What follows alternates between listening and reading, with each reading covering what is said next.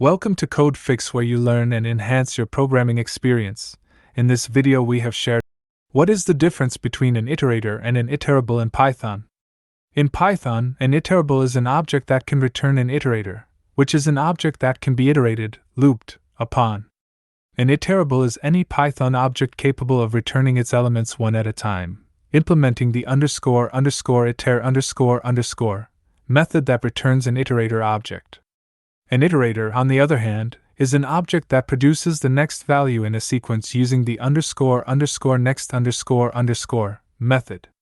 To put it simply, an iterable is a container that provides a way to access its elements sequentially, whereas an iterator is the object that actually traverses the iterable and produces the next value.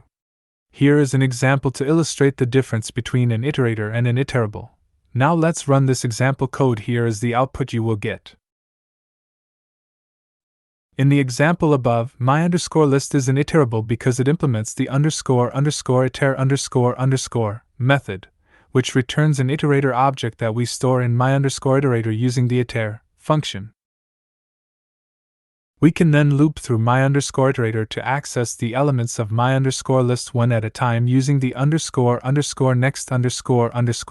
method.